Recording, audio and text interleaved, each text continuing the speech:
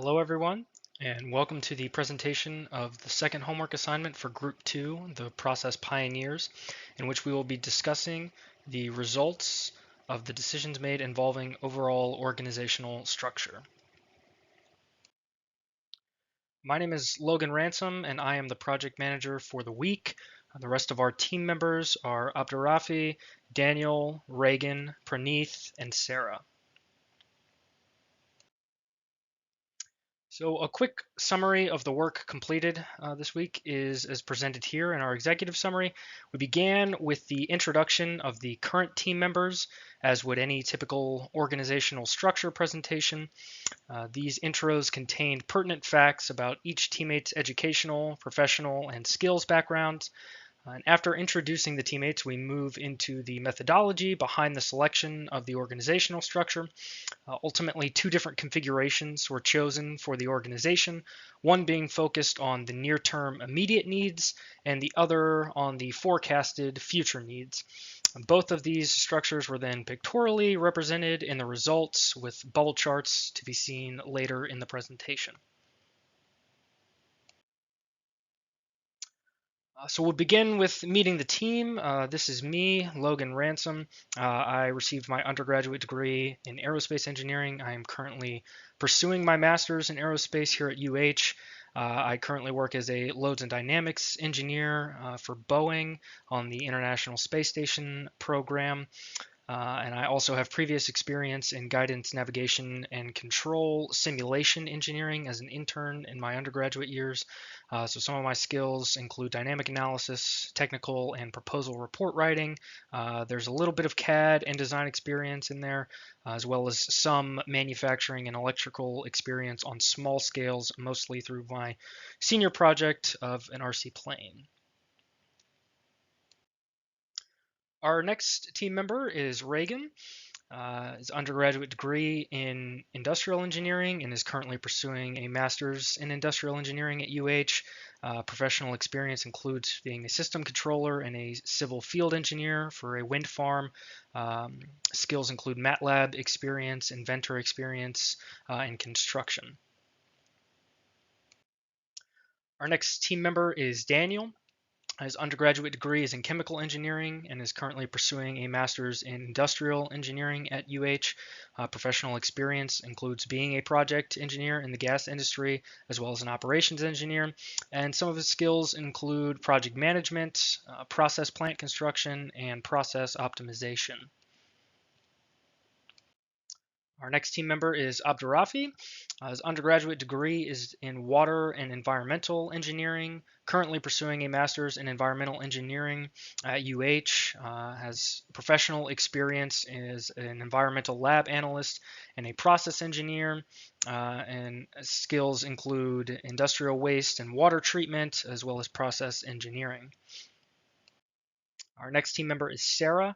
Her undergraduate degree is in biomedical engineering, is currently pursuing a master's in engineering management at UH, and has professional experience in business development and operations as an engineer. Some of the skills include process improvement, management, finance, as she is also currently getting her MBA, and human resources. Our next team member is Praneeth, whose undergraduate degree is in mechanical engineering, is currently pursuing a master's in industrial engineering at UH, and has professional experience as a research assistant in superconductivity and a programmer analyst in Cognizant. Some of the skills include Microsoft Azure fundamentals, ETL tools, inventory planning, and warehouse management.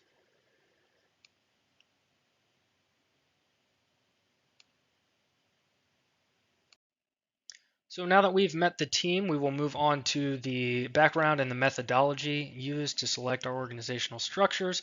So for the organizational structure, the group was presented with 4 options through the course lecture content. These options were weighed by the group, and ultimately the pure project structure was chosen for the immediate short term, whereas the matrix structure was chosen for the future of the organization. The pure project structure was selected for the near term to meet immediate project needs, as its benefits were having all departments and resources available to work on the given project, this being the Texas Parks and Wildlife vessel, research vessel.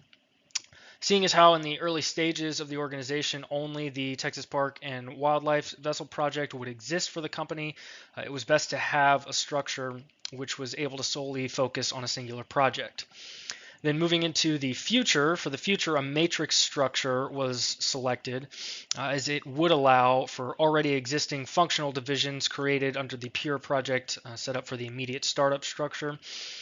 And those departments to spread time across multiple projects, which would be needed for a larger company that is or has or will be growing and includes multiple projects.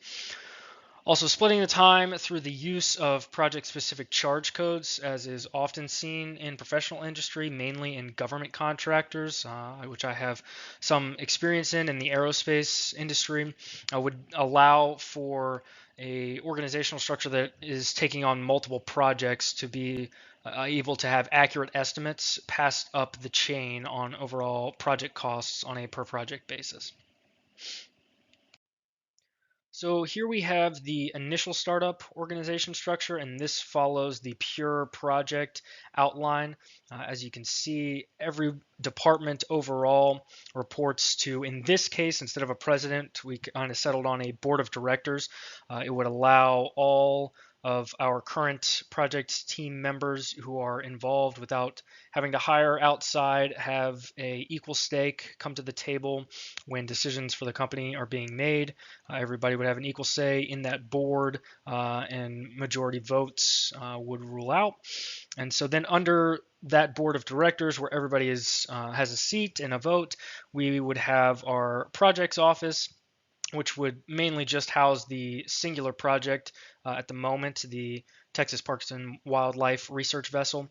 And as you can see under that, it would borrow from all of the available resources and divisions that were created for the initial startup. So that being sales and marketing, manufacturing, finance, customer services, and engineering and design.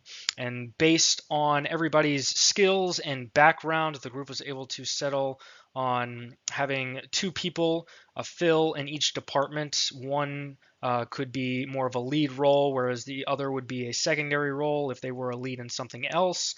But it also just allows for a little bit of diversity of thought in those departments so that it's not just singularly run. And then after the initial startup of the company, this would be an optimized planned future organizational structure. And so it follows the matrix format for the organization as previously discussed. And so this would move from the original pure project to then the company would eventually incorporate more projects, would likely need a sole president at that point in time. Could also have a board of directors like many companies do, as was seen in the previous organizational structure, but likely would have to hire outside to find somebody who has had presidential experience running a company with multiple projects and multiple divisions. In this case, every one of the existing team members was able to be reorganized to where their skills would be best utilized as the head of their own department. And so that is listed under all of the divisions you see below. So we would have a program manager who would oversee multiple projects, and each of those projects would likely have their own individual project manager that would need to be hired. Then we have sales and marketing, still manufacturing, finance, customer services, engineering, design, and then adding a human resources and recruitment to be able to fill new jobs and positions as needed. So as you can see under the matrix, there are these numbers listed, and the way that the group broke this down is as in a traditional 80-hour work week. These are the amount of hours each division would be allocating towards a specific project. So in the Texas Fish and Wildlife Vessel Project, likely you would need more time spent on sales and marketing and manufacturing than you would on other projects, as that project is already further along and in production. and would need most of the customer services, whether that be repairs or other parts. So then you see in the TBD projects that would be added would need less time in things like sales and marketing and manufacturing, but would need more time spent on finance, breaking up how each phase of the project is going to be paid for, and the engineering and design, as well as hiring practices for people to fill roles in those projects. And so that is our future organizational structure under the matrix plan.